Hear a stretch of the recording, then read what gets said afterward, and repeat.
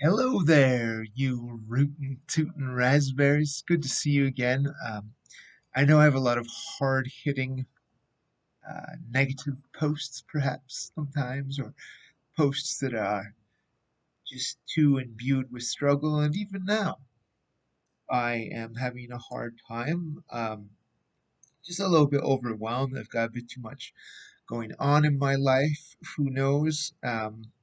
Maybe I'm having a bit of dizziness and out of sorts as reaction to the first dose of the vaccine, or as Oridipede would claim, maybe it was from the bananas I've been eating.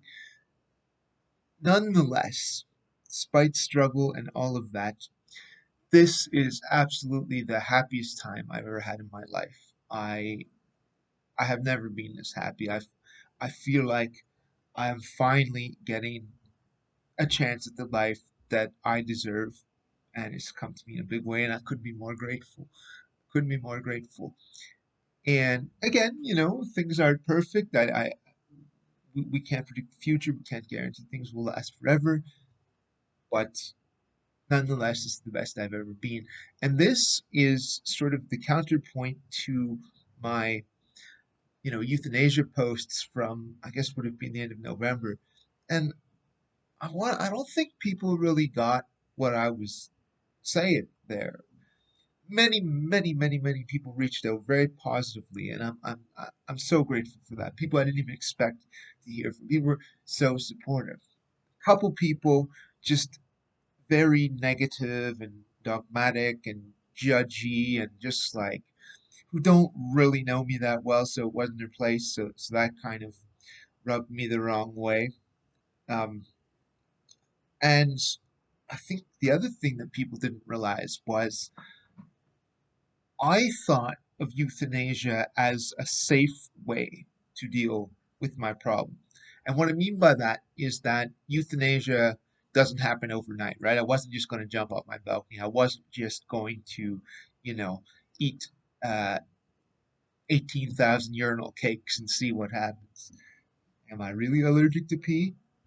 Or do I just hate myself that much? No, but so why it was comforting for me was I knew that I could, turn the corner at any point. I could say, no, I don't really want to do this. And when it became clear to me how much medicalization and bureaucratization, everybody makes up words, why can't I, especially nowadays, was necessary, I opted to just, sort of see what would happen. And then I began to meditate and I started to feel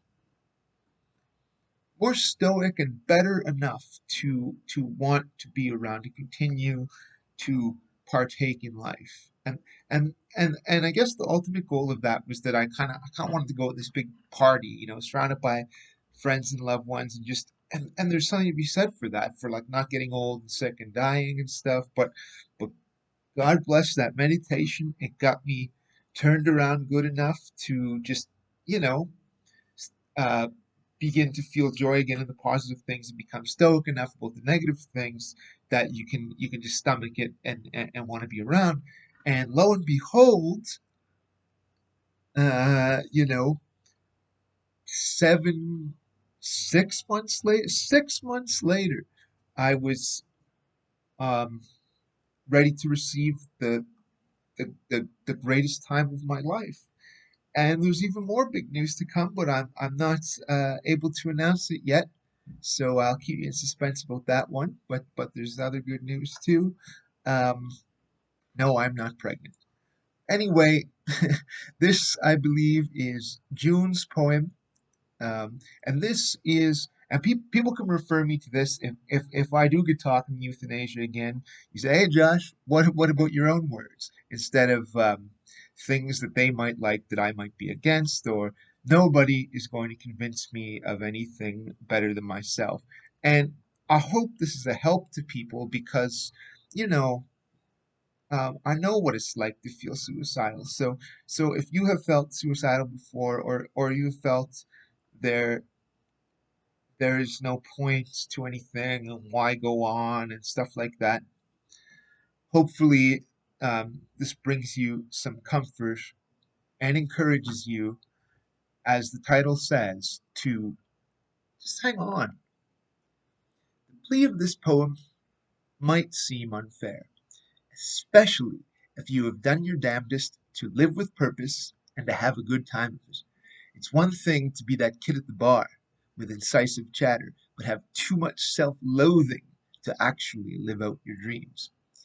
If that is where I stayed, then I probably wouldn't be here today. It's a whole other can of gummy worms to learn to love yourself enough to actually go for it. Then you learn that discrimination is more subtle and insidious and complicated than the complete paralysis of your self loathing. But that subtle and insidious discrimination is better than your self loathing because now you're playing ball and you're giving life a chance, even if life ain't giving you one. Make no mistake, I've had some chances, some very fine ones too. They weren't the tectonic shift I needed to make me breathe the sigh of relief that submitted that all the pain was really worth it. My Buddhist friend said, if you need anything outside of yourself, you will never be happy. But he doesn't understand that most things outside of myself have rejected me for what I cannot control. My New Age friend says we must use positive visualization to repattern our brains, casting out negative thought processes to attract the lives we truly desire.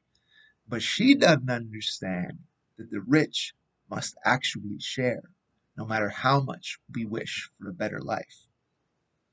I nearly set in motion the beginning stages to take a final plunge, but then I discovered how much red tape it would require, how many supposed experts it would take to let me have my send off sayonara. So I started to meditate.